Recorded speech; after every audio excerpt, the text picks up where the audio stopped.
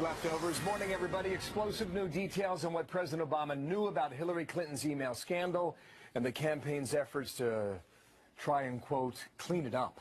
Good morning, everybody. Big show today on a Wednesday. I'm Bill Hemmer, live at America's Newsroom as we get going here. Nice to see you. Good morning, you too. White jacket Thank you very much. Good morning, everybody. I'm Martha McCallum. So let's take you through this. It all started when President Obama was asked about the email server issue in March of 2015. Watch this. Mr. President, when did you first learn that Hillary Clinton used an email system outside the U.S. government for official business while she was Secretary of State?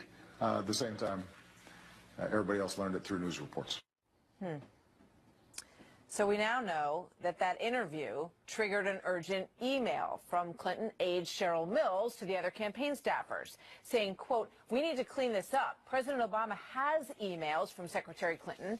They do not say state.gov. So days earlier now, a Clinton aide suggesting the campaign kept it all quiet for a very big reason. That's coming up in a moment. First, Chris Direwalt, Fox News digital policy editor. Morning, Chris, to you. This was March of 2015. That's where all the action on the server was. The deleted emails, the subpoena from Congress. This was moving very quickly. Go.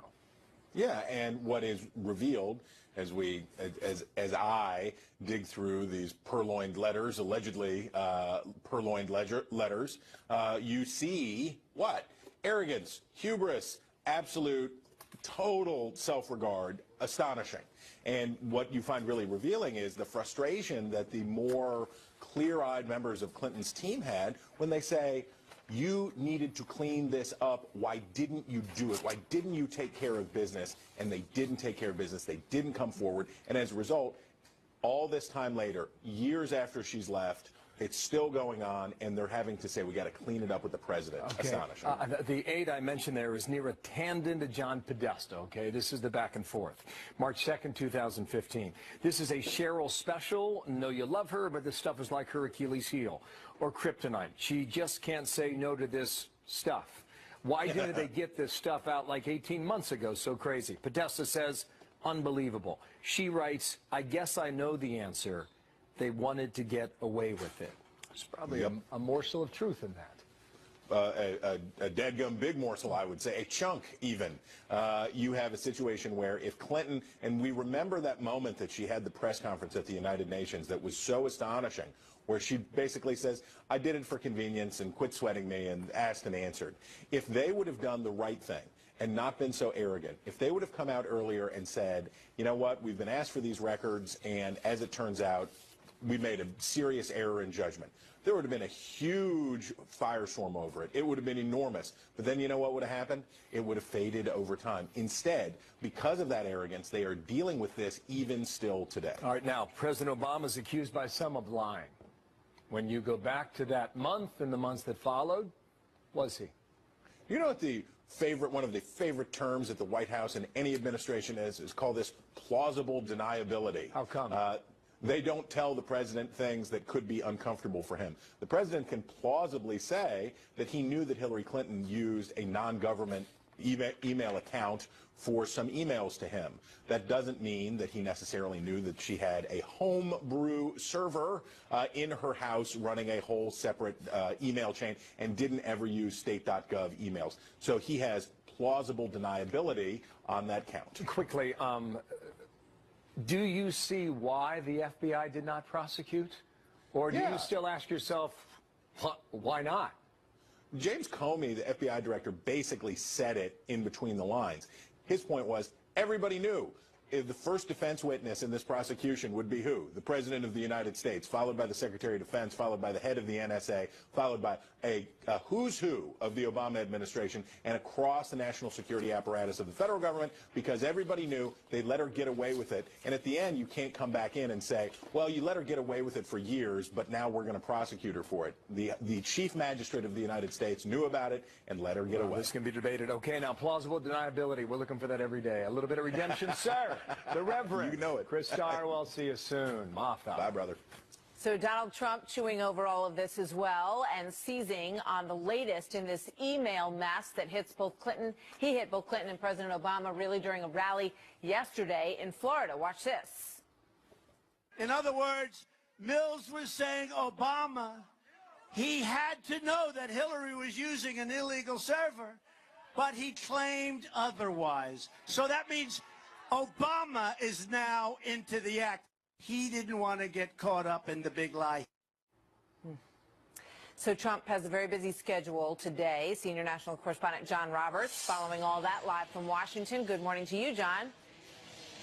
Good morning to you, Martha. We begin in Washington today, where Donald Trump is celebrating his latest accomplishment. The old post office on Pennsylvania Avenue has been retrofitted with Trump gold and is officially opening today as the Trump International Hotel. Why is this significant? Because Donald Trump likes to use this as an illustration of what he would do should he become president, start running the country, saying that he finished this project a year early and under budget, and would like to do that with a lot of the federal programs, beginning with Obamacare, which he took aim at yesterday after the Obama administration came out and finally acknowledged that people who are enrolled in Obamacare will be looking at double-digit increases in their premiums in the next year. At a big rally in Tallahassee, Florida last night, here's what Donald Trump had to say about that. Everybody's going to be going up like that. They gave a number of 25% average. They know that's not true. They wanted to try and get out of, get in front. They know that's not true. It's much more. You're going to have 60, 70, 80, 90% increases in Obamacare. We're going to repeal it, and we're going to replace it, and we're going to get you great, great health care at a fraction of the cost. Donald Trump said in his speech at Gettysburg last Saturday that as part of his 100-day plan, his contract for the American voter, should he be fortunate enough to win the Oval Office, the moment that he walks in the door there, he will begin the process of repealing and replacing Obamacare, saying Hillary Clinton would leave it like it is. President Obama described Obamacare as kind of a starter home. Donald Trump sees it more like Tom Hanks' infamous money pit. Martha? So, John, what do you make of these reports, based on your reporting, that the Trump campaign is done with fundraising, in particular fundraising that would be channeled to the party? A lot of people jumping on this news today saying that it indicates something about where they believe this race is going. What do you know? Well, first of all, what I'm hearing from the campaign is that that is not true at all. What is true is that Donald Trump will not be headlining any more big money fundraisers. But after tonight, neither will Hillary Clinton. But they are still going to continue to raise money. Donald Jr. is going to be going out there hosting fundraisers. Reince Priebus, the chairman of the RNC, will be doing that.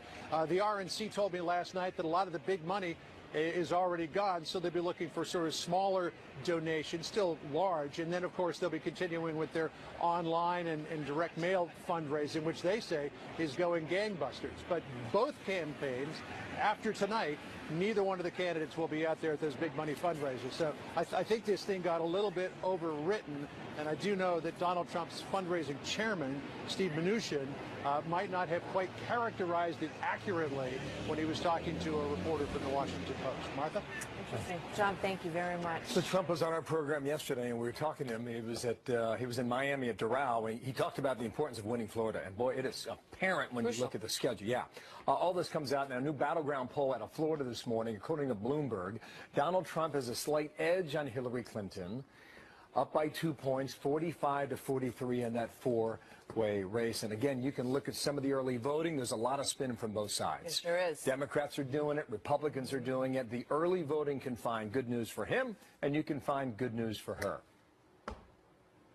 29 electoral votes in Florida. I mean, at this point, the only number that really matters is the number that comes through on November 8th and into November 9th. But Florida is crucial, and it is fascinating to watch the reports of these early votes coming in. And Sean Spicer saying that in several of these close states, they're seeing very strong numbers for Republicans in early voting. So we're going to get into this more as we go through the morning. In the meantime, the Trump campaign ramping up charges that the media is in the tank for Hillary Clinton. Watch this. I got to tell you, most of the people I'm out campaigning with know that it's been 2-on-1 from almost the beginning of this campaign, with the media doing half of Hillary Clinton's work for her. So now a new report showing just how much negative coverage is going to each candidate. Mike Huckabee will weigh in on that, plus this. We are watching this by the day. This is on the outskirts of Mosul. Getting uglier by the day. This battle, ISIS fighters now ready to defend their stronghold with an army of suicide bombers.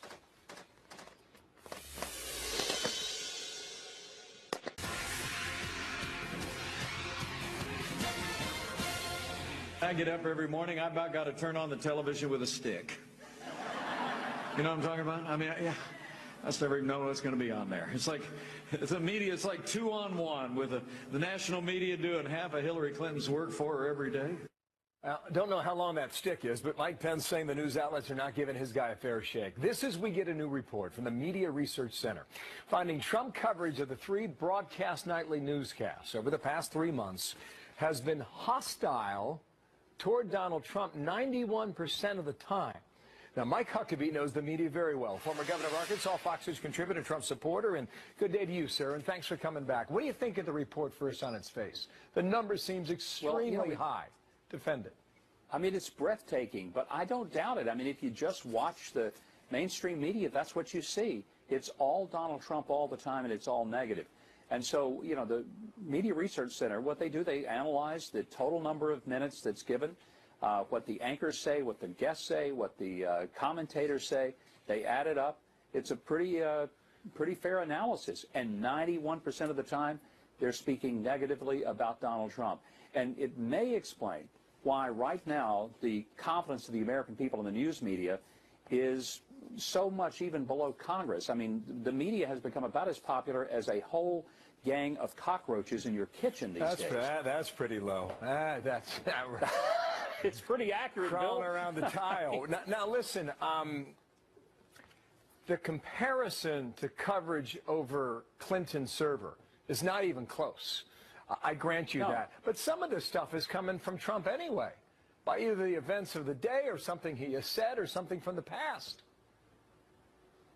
Look, I'll be the first to tell you that I think sometimes Donald Trump buries his own lead, to use a journalistic term. At Gettysburg the other day, I thought that, you know, he missed an opportunity to focus solely on his reforms by even bringing up the potential lawsuit. Well, as soon as he said that, I said, there's your Sunday talk show headline right there. That's what they're going to be talking about, and sure enough, it was. But that aside, I mean, there's no doubt but that the media will take any and everything that is negative toward Donald Trump, and they will blow it up like it's the 4th of July. But when it comes to taking a look at Hillary Clinton and things that really matter, things like coordinating with her PAC, things like talking about she hopes for open borders and ultimate globalism, the fact that she destroyed evidence. My gosh, Bill, we've got a 4-star Marine general who's going to go to prison for doing less than what Hillary has done. He gave some classified information to some reporters, lied to the FBI. Hillary lied to Congress. She tore up classified evidence. She, destroyed evidence that was under subpoena, for heaven's sakes. And, you know, this guy's going to go to the big house. She wants to go to the White House. Americans are sick of the fact that the Clintons play by a totally different set of rules than the great unwashed that they seem to have such contempt I will for. grant you the comment about the first 100 days on Saturday, and probably it would have been wise to leave that alone. You look at the last debate last Wednesday in Las Vegas. You know, I did 90 minutes of a lot of issues and a lot of topics, and the one story that people want to talk about was whether or not the election was rigged. And he could have avoided that, Governor, by not going there, or by finessing it in the following way. If this election's close, I'm not going to give in.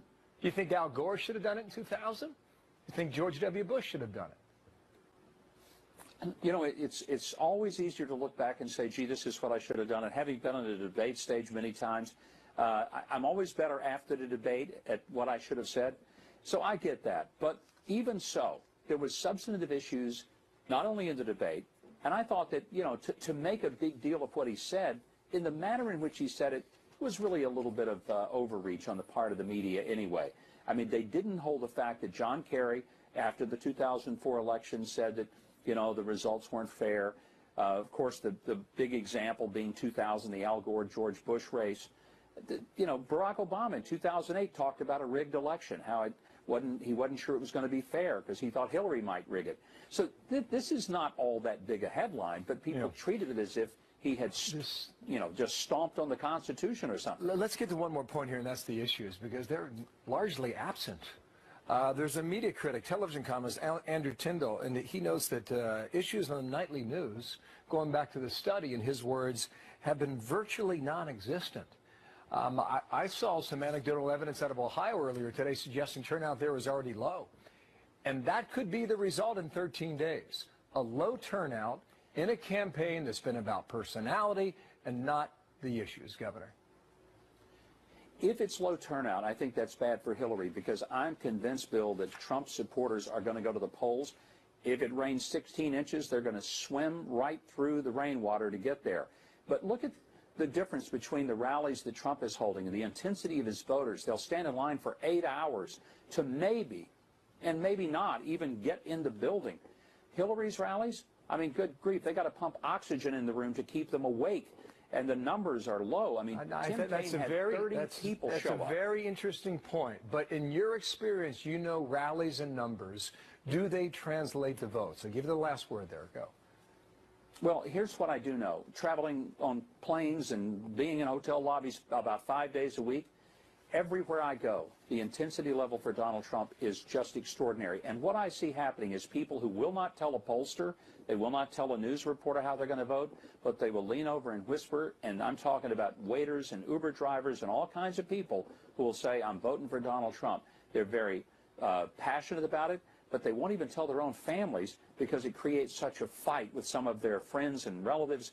But I think what we're going to see is what we saw in Great Britain during the Brexit vote. I was there when that happened, and it shocked everybody except the people on the street. Wow.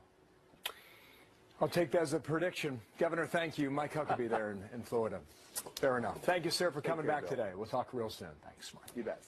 So more coming out about the rise in Obamacare premiums. One state seeing a triple-digit spike in Arizona. So why is it now considered a toss-up on Election Day? Arizona Governor Jan Brewer will join us to talk about what is going on in her home state. Coming up, plus the outrage over California's National Guard members being forced to pay back a decade-old bonus when they signed up to be available for Iraq and Afghanistan. This is a head-scratcher, folks. The Pentagon now reacting. I held up my end of the contract. I deployed, stayed in an additional 6 years as an infantry officer, served honorably, retired honorably. As we have this debate raging here at home over allowing more refugees into our country, France is struggling to deal with a camp known as the Jungle, located in the port city of Calais. A massive move underway to get refugees into other parts of the country. 4,000 have been relocated. About 1,000 still remain in the camp, and they're currently dealing with fires that were set by migrants on the way out. In part of the destruction of that camp is now underway. Anybody who volunteers to serve in the armed forces of the United States deserves our gratitude and respect. Period. We are going to look into it and resolve it. Let's hope, right? Defense Secretary Ash Carter dealing with the fallout after the Pentagon told thousands of California National Guard soldiers to give back the enlistment bonuses, some of them as much as $15,000. Most of that money spent, some of it put into mortgages on houses, and now they've got to try to retrieve it. Rich Edson live from Washington with this. Rich, Congress is already looking into this, correct? Yeah, good morning, Martha. Good morning. And the House Oversight Committee is already requesting documents and information. The California National Guard. In a letter from Committee Chairman Jason Chaffetz and other senior committee members, Congress is asking for all bonus repayment information since 2002 and how much in bonus money the Guard has awarded or reclaimed. The committee is giving the National Guard until November 7th to provide that information. The Senate Committee on Homeland Security has a similar request. In response to this, the chief of the National Guard Bureau tweeted that the National Guard is working with the U.S. Army, the Department of Defense, and the California National Guard to resolve this in a way that's respecting both soldiers and our duty to taxpayers. The Washington Post reports Major General Matthew Beavers of the California Army National Guard claims the National Guard tried to address the bonus repayments 2 years ago, though he claims Congress failed to add the additional funding during a time of spending cuts. Martha. I mean, it's shocking on so many levels. You would think with all of the layers of bureaucracy that are involved in these kinds of payments that there would be enough people to figure out who deserves the money and make sure that they get it. So now is Congress going to step in and fix this? Well, Martha, the issue has now received significant national attention, and when Congress is confronted with a story of those who served in the military during a time of war, and the government is now asking them to repay promised bonuses, politically, this is the type of issue lawmakers promise to quickly correct. In a statement, House Speaker Paul Ryan writes, quote, "When those Californians answered the call to duty, they earned more from the U.S. bureaucratic bungling and false promises. The House has already taken steps to fix this kind of injustice in the future. Now the Pentagon should immediately suspend efforts to recover these overpayments so Congress has the time to complete work and begin in May to protect service members from lifelong liability for DOD's mistakes. Congress is out of town campaigning until after the election. The White House says President Obama has requested the Pentagon expedite its review of these cases, Martha. Bureaucratic bungling at its finest. They need to deal with this. They need to deal with it quickly and get the money back to those people. Rich, thank you very much. So Facebook executives speaking out about the company's future at a Wall Street Journal technology conference, insisting they're still they still consider themselves a tech company, not a media company. The social network has come under fire recently for what some perceive as censorship regarding political speech and content. The chief operating officer, Sheryl Sandberg, saying that Facebook wants to be a safe community and a platform for all ideas. You might remember that story about 6 months ago. And timely enough, just talking about this with Governor Huckabee. Brand new podcast, Hammer Time, in-depth conversation with Howard Kurtz about the media bias. Is it legitimate or is it not? I think Kurtz's answers and analysis based on 30 years of experience in studying this stuff is very interesting. So you can check it out online right now. They're always great. Will do. Thank you. All right. So we've got a brand new document dump that Ed Henry is in the process of pouring through from WikiLeaks. The Clintons cannot get out from under the wave of controversy and damaging headlines. Should they politically have dealt with this a long time ago instead of 2 weeks before the election? What the campaign is talking about.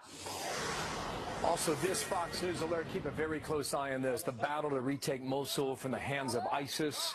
Reports that the most dangerous part of the whole mission is about to begin. The threat the coalition now faces inside that town.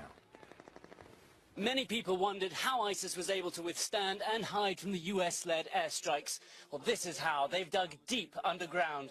They crisscross the land, allowing ISIS fighters to move unseen from one location to the next, launching attacks from hidden positions. The WikiLeaks releases exposing the latest evidence of Hillary Clinton's questionable political practices. She's got a cloud of controversy that looms over her career when you look back over the course of it.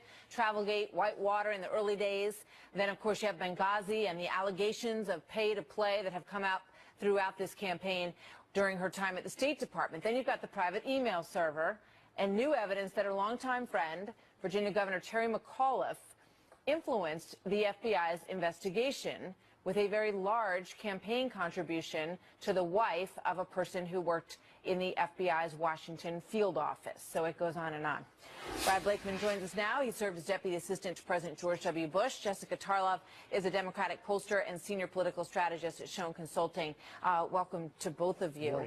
Good morning. You know, I guess the reason to look back at that list is because if Hillary Clinton wins this election, no doubt we will find ourselves back in the kind of situation that we were in the last time the Clintons were in the White House, where you have just investigation after investigation after investigation, Brad.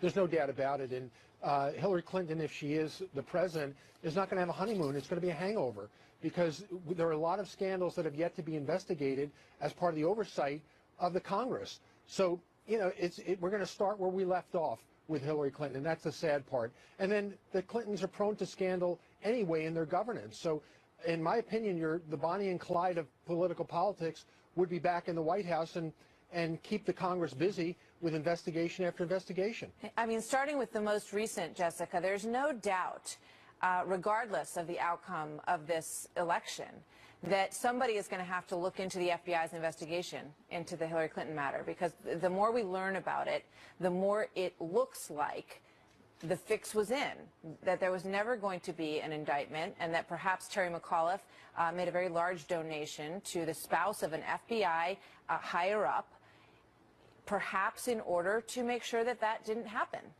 Well, the timing of that doesn't really add up with him influencing the investigation. Terry McAuliffe made the donation in March of 2015. The probe started July 2015. All right, let me ask you a question about that, Jessica. Let's just assume for a moment that you're running for office, okay, and that your husband is involved in an investigation. So you get the money, hold on, you get the money into your coffers, right? You lose the election. Then your husband comes home and says, oh, guess what? So I'm now in charge of this Hillary Clinton email investigation. Wouldn't you say to him, gee, given that donation, don't you think you better recuse yourself? That conversation I understand. I was just highlighting the timing of it. I understand completely what you're saying and what Brad is saying. And yes, there were a lot of scandals in the 1990s, and I'm sure Jason Chaffetz is chomping at the bit to continue with this. There were also a lot of scandals in the Bush years, and unfortunately I think that we do have a D.C. corruption problem, and that goes across for both parties and certainly doesn't exclude Donald Trump, even though he wasn't a politician until a year and a half ago. So I do understand the concerns. This is something that has certainly hurt Hillary Clinton's numbers. But if we look at the polls right now, it looks like she's going to be the president, and that people will have to be tough about these issues, more transparent, and following up on them. Yeah, I mean, you know, you look back at this FBI situation, the more we learn about it, the more troubling on so many levels it becomes. You know, when you realize that there was no grand jury investigation, and you now learn about the president's awareness that she was sending him emails that did not say state.gov on them, and there was 2,000 classified emails that went back and forth from her home server in Chappaqua, some of which may and probably did, according to the Cheryl Mills email, include the president on here. So why, Brad, was there never, it appears, a serious investigation into how this information became so exposed? Because I think the FBI and the Justice Department had made a political decision when it should have been a professional decision to truly treat her as anybody else would be treated. But look, the FBI said she'll never be tried in a court of law. The Justice Department concurred, and now she's going to be tried in the court of public opinion. And if she becomes the president, she'll be the most damaged president coming into presidency, because not only is the past scandals going to hurt her, but she's going to have a problem governing in this environment. So this is all self-created. The Clintons brought this upon themselves, and the government did not do their duty. Yeah. And what about the complicit nature of the media in that, Jessica? The fact that these stories have not been laid out in the kind of detail that allows people to really understand. You know, if the FBI decided not to indict someone before they really did a thorough investigation, and that's what a lot of people believe may have happened here, that is a serious undermining of the American system of justice, is it not? It is a serious undermining of the American system of justice. Obviously, James Comey would say that they did do a thorough investigation. And there are a lot of people out there who do agree with him, who say that they wouldn't have recommended to indict people who've been in that position. But what I would say is that I understand these concerns, and I think it's something that's going to be a tough challenge for Hillary Clinton going forward. I would say that, you know, if we look at her margin of win, if she does win, and if she does have a clear mandate, you know, over 50%, et cetera, then I think that she's going to have a lot to work with. There are Republicans like Johnny Isakson who have spoken out about their ability to work with her and how bipartisan she was when she was in the Senate. So I'm hopeful looking forward. It's not like a lot of people are excited to work with Donald Trump. So we have to see what happens, but I do understand these concerns completely. Oh, they're not going to go away, unfortunately. Jessica and Brad, thank you very much. Thanks, Mark. Donald Trump in Florida saying it is now or never. This is the last time we're going to have a chance. 4 years, it's over. It's over. In 4 years, you don't have a chance. This is it. And we're really close. We're going to win Florida. So brand new polling numbers from that state this morning. What is the state of the race 13 days to go? We'll break it down for you on the board in a moment. Next. Cleveland and Chicago, game 1 of the World Series, a series that has been a lifetime in the making. Did you watch last night? Well, stand by now. Hang on. That's a tease.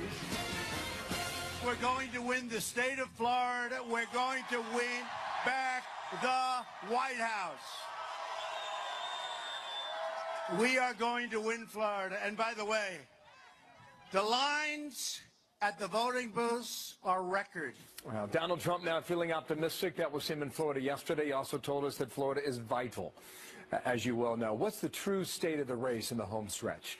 Tom Bevan, executive editor of Real Clear Politics. Tom, how you doing? Nice to see you, and welcome back here. I mean, this is what you do for a living, so chew on this one, right? This is Bloomberg, this is Florida, this is today. Trump at 45, Clinton 43, four-way race. What do you think? Yeah, before I get started, Bill, let me just say I'll take any action you've got going with the Cubs here in Chicago. Okay, so okay. Just want to make that clear. Let's 10-4 on that. You got it. Yeah, no, good news for Trump this morning. This Bloomberg poll shows him up 2 points in Florida. It is crucial for him to have any chance of getting to 270. He's got to win. He's got to win Florida and a couple of other states. He's now closed the gap in our Real Clear Politics average in Florida to under 2%. It's Clinton's lead there is 1.6 percentage points if you include the other polls. So we've seen this race tighten in the last couple of days. Our national average is now under 5 points as well. So he's not completely out of it yet with a couple weeks to go. He's still behind the 8 ball, and he's still trailing in a lot of these key battlegrounds. Okay, this is the electoral map from 12 years ago, all right? Republicans are red, Democrats in blue. That was Bush and Kerry. This is the map in 2008. With Obama beating McCain. This is the map 4 years ago. And 4 years ago in Florida, when you think about the importance of 29 electoral votes, Tom, I think even the Trump team would admit you can't win the White House unless you win Florida at 29, right? Obama won the state with about 50,000 raw votes, very close 4 years ago. He did much better against McCain 4 years prior to that. It was a margin of about 200,000 votes. You look at the schedule so far, Tom, this week. Hillary Clinton had an event there yesterday in Florida, again today. Trump was there with 5 events in the past 2 days. You can see now, when they look at the map, he either wins Florida and keeps his hopes alive, or that's where she blocks. Go. No, that's exactly right. And they both got their strategies in Florida. Hillary Clinton's in Miami. She's in the South. She wants to run up the score there. Donald Trump's in the North, trying to run up his score with voters in the Panhandle. And also, they're both battling over the Orlando, Tampa, Hillsborough County area, that I-4 corridor. This is traditionally how the state splits. That's why you saw Trump in Tampa the other day. Just the other day with like 20,000 people. They think they're ahead there, but it's going to be close. It's going to be. I think Florida is going to be very, very close, and it is crucial. I mean, yeah. As I said, Trump can't win without it. Hillary can, but Trump cannot. Yeah, she can. You're right about that. We crunch the numbers every day. We average the polls, and this is what we did yesterday on our scorecard here. We moved Iowa from a lean Republican to a toss-up. We took Indiana from a solid red to a lean red, lean Republican, and that congressional district in Maine went from a lean Republican to a toss-up as well. Does that square with where you are? I think we have, pretty much. We've got Iowa. I think Trump's lead there is about 4.5 points. Haven't had a whole lot of new polling out of Iowa. Would love to see some more there.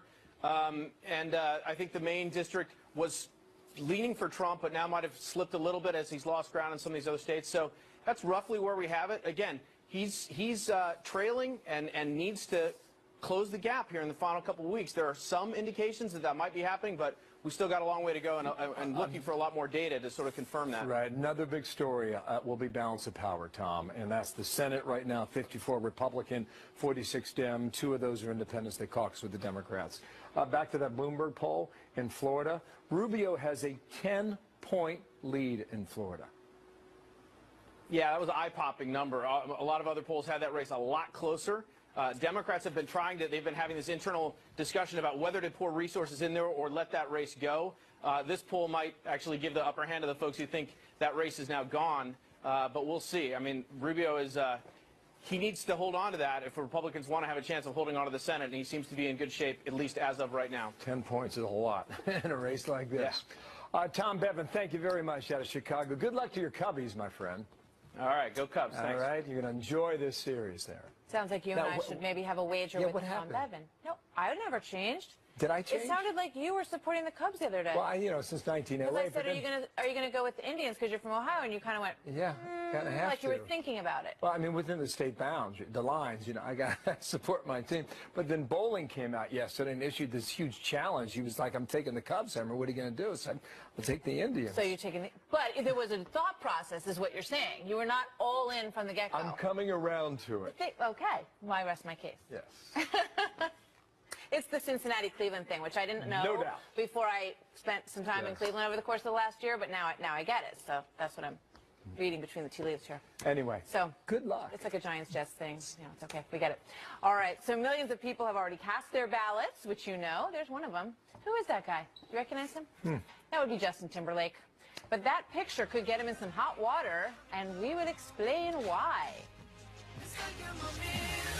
There's Justin Timberlake rocking the vote already, but he caused a little bit of noise. The selfie of Timberlake casting his ballot in Tennessee getting a lot of attention because you know what? Not legal. You're not allowed to do that in Tennessee. You can't take your picture at the polling place. He is among the 10 million people who have already voted in this election. Shannon Bream here now with more. So did he actually break the law? And welcome. Great to have you in New York. Well, it is great to see you, too. This is just one of those things that it's a 2016 election story now because everybody loves a selfie and everybody wants to get out there and do this. So listen, he risked 30 days in jail and a $50 fine because this is a misdemeanor in Tennessee. And, you know, he was trying to do the right thing. I think he's trying to encourage people to get out and vote, and the Tennessee authorities say they appreciate that, but this could be an issue. Let's take a look, because across the country, it's actually mixed. There are states where, you know, there may be some guidance on this, there may not be. So, you know, this is where they're mixed or unclear, these states. And you can see Tennessee is in there. But where ballot selfies are allowed, check it out, see if your state is on there, all those in green. Where not allowed, check it out here so you can stay out of trouble, red. Don't take a selfie in the ballot box there. You know, there was some talk about whether he was going to be in trouble in Tennessee. So there was initially a response that it was being investigated. But here's what we have from the communications director for the Office of Shelby County District Attorney. They said the statement released earlier Tuesday by my office. I knew that she had a homebrew server in her house running a whole separate email chain and didn't ever use state.gov emails. So he has plausible deniability on that count. Quickly, do you see why the FBI did not prosecute? Or do you still ask yourself, why not? James Comey, the FBI director, basically said it in between the lines. His point was, everybody knew. The first defense witness in this prosecution would be who? The President of the United States, followed by the Secretary of Defense, followed by the head of the NSA, followed by a who's who of the Obama administration and across the national security apparatus of the federal government, because everybody knew they'd let her get away with it. And at the end, you can't come back in and say, well, you let her get away with it for years, but now we're going to prosecute her for it. The chief magistrate of the United States knew about it and let her get away. This can be debated. Okay, now plausible deniability. We're looking for that every day. A little bit of redemption, sir. The Reverend. You know it. Chris Starwell, see you soon. Moffat. Bye, brother. So Donald Trump chewing over all of this as well and seizing on the latest in this email mess that hits both Clinton. He hit both Clinton and President Obama really during a rally. They wanted to get away with it. There's probably a morsel of truth in that. A dadgum big morsel, I would say, a chunk even. You have a situation where if Clinton, and we remember that moment that she had the press conference at the United Nations that was so astonishing, where she basically says, I did it for convenience and quit sweating me, and asked and answered. If they would have done the right thing and not been so arrogant, if they would have come out earlier and said, you know what, we've been asked for these records, and as it turns out, we made a serious error in judgment, there would have been a huge firestorm over it. It would have been enormous. But then you know what would have happened? It would have faded over time. Instead, because of that arrogance, they are dealing with this even still today. All right, now, President Obama is accused by some of lying. When you go back to that month and the months that followed, was he? You know what one of the favorite terms at the White House and any administration is called this plausible deniability. How come? They don't tell the president things that could be uncomfortable for him. The president can plausibly say that he knew that Hillary Clinton used a non-government email account for some emails to him. That doesn't mean that he necessarily... 2015, that's where all the action on the server was, the deleted emails, the subpoena from Congress. This was moving very quickly. Go. Yeah, and what is revealed as I dig through these purloined letters, allegedly purloined letters, you see what? Arrogance, hubris, absolute, total self-regard, astonishing. And what you find really revealing is the frustration that the more clear-eyed members of Clinton's team had when they say, you needed to clean this up. Why didn't you do it? Why didn't you take care of business? And they didn't take care of business. They didn't come forward. And as a result, all this time later, years after she's left, it's still going on, and they're having to say, we got to clean it up with the president. Okay. Astonishing. The aide I mentioned there is Neera Tanden to John Podesta, okay? This is the back and forth. March 2nd, 2015. This is a Cheryl special. Know you love her, but this stuff is like her Achilles heel or kryptonite. She just can't say no to this stuff. Why didn't they get this stuff out like 18 months ago? So crazy. Podesta says, unbelievable. She writes, I guess I know the answer. Leftovers. Morning, everybody. Explosive new details on what President Obama knew about Hillary Clinton's email scandal and the campaign's efforts to try and, quote, clean it up. Good morning, everybody. Big show today on a Wednesday. I'm Bill Hemmer, live in America's Newsroom as we get going here. Nice to see you. Good morning, you Lots of too. white jacket Thank there. you very much. Great. Good morning, everybody. I'm Martha McCallum. So let's take you through this. It all started when President Obama was asked about the email server issue in March of 2015. Watch this. Mr. President, when did you first learn that Hillary Clinton used an email system outside the U.S. government for official business while she was Secretary of State? The same time everybody else learned it through news reports. So we now know that that interview triggered an urgent email from Clinton aide Cheryl Mills to the other campaign staffers saying, quote, we need to clean this up. President Obama has emails from Secretary Clinton. They do not say state.gov. So days earlier now, a Clinton aide suggesting the campaign kept it all quiet for a very big reason. That's coming up in a moment. First, Chris Direwald, Fox News digital policy editor. Morning, Chris, to you. This was March of 2000. Yesterday in Florida. Watch this. In other words, Mills was saying Obama, he had to know that Hillary was using an illegal server, but he claimed otherwise. So that means Obama is now into the act. He didn't want to get caught up in the big lie. So Trump has a very busy schedule today. Senior national correspondent John Roberts following all that live from Washington. Good morning to you, John. Good morning to you, Martha. We begin in Washington today, where Donald Trump is celebrating his latest accomplishment. The old post office on Pennsylvania Avenue has been retrofitted with Trump gold and is officially opening today as the Trump International Hotel. Why is this significant? Because Donald Trump likes to use this as an illustration of what he would do should he become president, start running the country, saying that he finished this project a year early and under budget, and would like to do that with a lot of the federal programs, beginning with Obamacare, which he took aim at yesterday after the Obama administration came out and finally acknowledged that people who are enrolled in Obamacare will be looking at double-digit increases in their premiums in the next year.